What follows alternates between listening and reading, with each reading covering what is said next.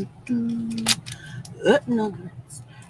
kia ora, Helen Brahms here, coming to live from Sun City in Arizona. Hope you're having a super fantastic, sparkling, thankful Thursday. How has your thankful Thursday been? What are you most grateful for today? I am grateful for the super crazy day I had today. It was unbelievable. I don't think I've had a day where I have gone back to back to back to back to back on anything and then getting on the chat there and them going crazy in there with how fast they were coming in and they're completely off. And then you just start to get caught up and that's come flying back in again. It was a weird day, also sort of in a weird mood. And then I went to get a drink of water and of course my water bottle, oh no, we still got some left in it this time, was empty again. So I had the problem of my water bottle getting empty every time I went to have a drink. So I'm still trying to find that mysterious hole. But anyway, so after we did we had a training call today, then we had a meeting straight after that, and I went from that straight to another meeting, and that one was with a coach, and we went through a few weeks ago. He had gone over a script that I want to do for a webinar, and this is what him and his business partner do: is they help you craft your message to fit into a certain time space in a certain order, and then you put the pictures with it, put the slide together, do the webinar, boom, bang, done. And so we went through that, and I sent him a copy of my webinar. And he said, to be honest, he said, it wasn't any good. And I knew it wasn't. I knew it was crap. But, I wanted to get the first draft done, production before perfection. And I knew it was crap, and he called me on it. And so, but then what he had me do is that he had me pull up the script and started reading through the script and getting the cadence going. And I was like, yeah, I can deal with that. Oh, cadence. That reminds me. So on our training call this morning, the co-CEO of Mailbox Power is former Navy.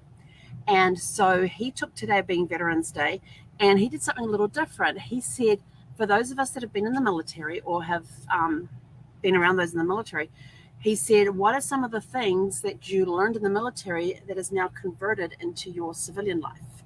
So it was very interesting to hear how people were talking about consistency, structure, systems, and discipline, and all of that sort of stuff. That everything was in its place, and it was just a really interesting conversation that we had. It was awesome, loved it. So that was a really cool start to the day doing that, and then going into a meeting, and then onto so then we were talking about the cadence of speech when you're doing a webinar.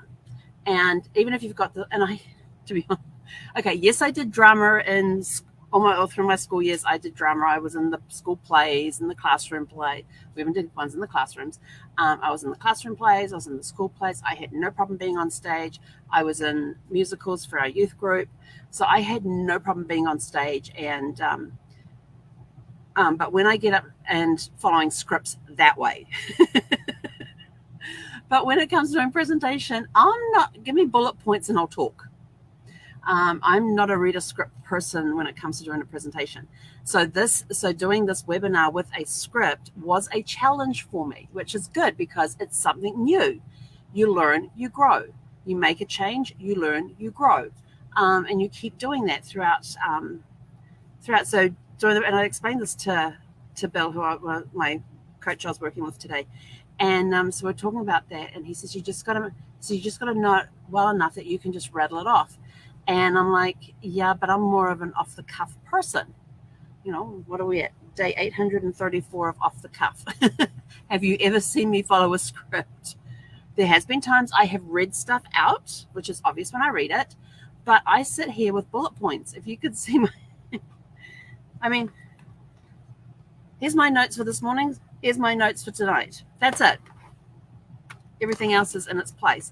And so he took me through it and helped me get more comfortable with it and feel more natural, and had me read out some portions, and then go back and gave me some tips. And then we tried it again, and it turned out being a really good time well spent doing that. And so now I was going to try and get it recorded today, and that didn't work because I finished that straight into filling up my water bottle, grabbing something to eat, and then straight into the help chat, which was busy all day. I had put my grocery order in. I had requested a 5 p.m. delivery, which is when I finish work, and I had frozens in there, so I had to be very careful about that as well.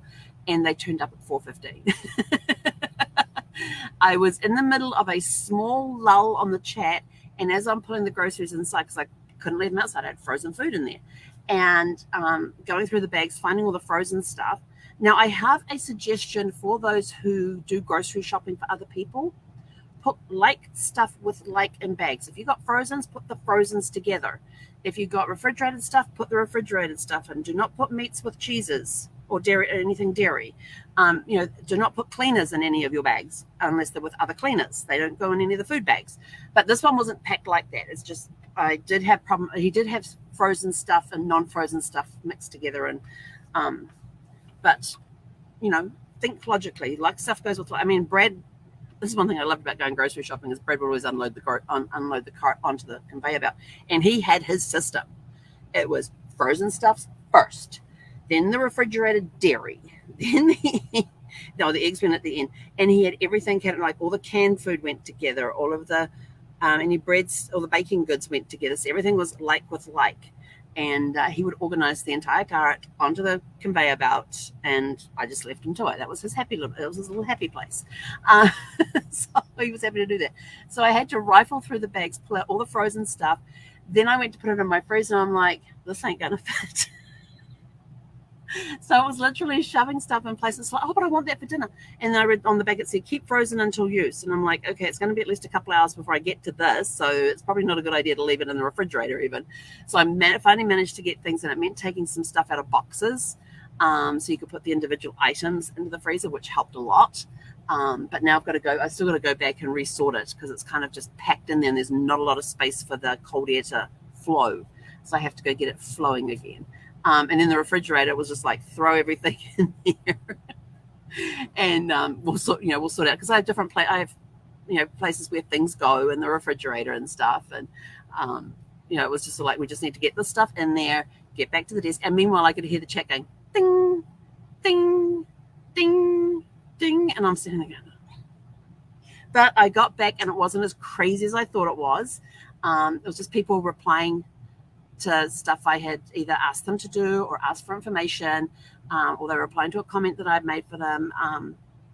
And some of them would do 2 or 3 lines, and they'd hit the return key every time they wanted to type a new line, because I don't know if they think it goes off the edge of the screen or what, I don't know. But somehow we end up with some conversations being on several lines, and other times we end up with this paragraph, which is nice. Either way, it doesn't matter. But every time they hit return, it goes ding. So if somebody's writing back 5 lines of reply, then it's ding, ding, ding, ding. And I went over there, and I actually looked at the wrong number, and I thought, what the hell do you mean I got 21 new chats? And then I realized it was all of the chats that were currently open. I'm like, okay, that's okay. How many do I have open? There's no new ones. How many do I have open? And I think it was like 5. And I'm like, okay, we're going to knock these out. So remembering to look wherever. And then I was getting a little scratchy. He even said to the boss, he says, he's not feeling it today. I said, something's off. I'm not right. And then I said, my water bottle's empty. I need to fill up my water bottle. That's what it is. I'm getting dehydrated, so I'm getting scratchy. And so I finally got a break where I could go and grab some more water. And once I got hydrated, I was good. I was back on my game again. So we were all good to go. And at 5 o'clock when we finished, I unpacked the rest of the groceries and put them away. And I thought the refrigerator and freezer can wait till after we get back from the walk and we get the live done. So it's been a crazy day, a very crazy day. So how has your Thursday been? And thank you too to the people who actually responded today about their ancestors who had served during a war. It doesn't have to be World War I, World War II. It could be any war. It could be the Korean War, the Vietnam War, the Gulf War, the Revolution War, the Civil War, whatever war there has been. Did you have an ancestor there? And somebody replied back, it was like their 4th great-grandfather, I think they put there. Hang on, see if I can remember this. 4th great-grandfather was the Revolutionary War. 3rd great-grandfather was the Civil War. Or was that second? No, 2nd great-grandfather was the Civil War. and then a great-grandfather in World War II. I think that was right. I have to go back and have a look. And then I had another one who said that, who was talking about the number of uncles that they'd had serving, as well as direct descendants. So they had direct descendants, and then they had the siblings of those direct descendants that were all serving at the time, and some who had ancestors or siblings of the ancestors who had been killed in action as well. So it was very interesting to see some of these replies come in to see, how much do you know about your family? And these people obviously knew about their family tree because they said, it was my third or fourth great-grandfather, it was his brother, and da-da-da-da-da. So they were able to tell me just the broad things, not the exact details about who was fighting and which war they fought in. So that was pretty cool to see these people stepping up, either putting it in the comments or sending me a private message to say, hey, that was a great question and thank you for doing that today, and here's my here's who I know have served and fought in a war. So that was kind of cool. So who have you had in your family tree that served during a war? And it could be a war at any place and any time in history. And I don't know if I told you this morning, but when I was doing my musings, I had a little short story appear from my pen. I'm just sitting there writing away and writing about, I don't know, the sun coming up or something like that. And the next thing I know, there's this whole little story coming out. And I'm like, well, this. And I'm sitting there watching my pen go across the paper, right? And I'm sitting there going, well, that's not a bad story. Yeah, we could keep that going. Oh, I could use it here. I could use it there. And, I wonder what else is going to come out of the pen. And sometimes I am writing so from the subconscious that I have no idea what's coming out of the pen until it appears on paper. And I'm sitting there and I'm like, well, that's interesting. Oh, okay. We want to do that, do we? So there's been a lot of things that have come out of there. And one of them was 2018, 2019, one of those years where I wrote in there, if I gave up in the travel industry, what would I do? If I decided to leave the travel industry, what would I do? And as soon as that came out of the pen goes flying across the room. I pick up the phone and call my accountability coach and go, this is what just came out of my pen. And she says, go call this person. So I went and called that person. They called me back straight away. I sent him a text message saying, you're in a position where you can talk. This is what's happened. And Casey turned around to me and all he asked me was, and this is like 2018, 2019, around February, March, April timeframe. And actually I was still in the house. So it was before the end of April 2019, so sometime before then. And he says, if travel was to go away tomorrow, what would you do? And the first thing that came out of my mouth was genealogy. There was no hesitation on that one. He says, right, I want you to go and research the genealogy business, and this is what you're going to do. And I went, okay. And so, and then it was like a couple of years, then a year or two later, when we had the global pause hit, all of a sudden there's no more travel business. And when it started getting into the mix of it and everything else, and I'd stopped driving as much, somebody challenged me to get the business up and going. No business name, no logos, no nothing, just a form, and get that form out there. So I got that form, and he called it a dirty launch. So we just got out there with a form.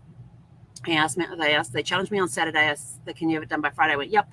But by Wednesday, the form was up and active. We had a domain name. We had a business name. Didn't have the logo at that point. We didn't get that till December of last year. And then the website was up and running by Friday. So there was a lot of stuff that happened very quickly and very shortly in a very short amount of time to get this genealogy business up and running. And so it's been quite an adventure. So you never know what's going to come out of it. So if you sit down and you start subconscious writing, be prepared, because anything could come out of the end of your pen. You never know. Anyway, that's it for me for today. So I hope you all have a super fantastic, sparkling rest of your Thankful Thursday, and we will catch you back here bright and early tomorrow morning for it's Fun Friday tomorrow. Yay! So we'll see you then. Hey, konera. It's Fun Friday tomorrow. Yay!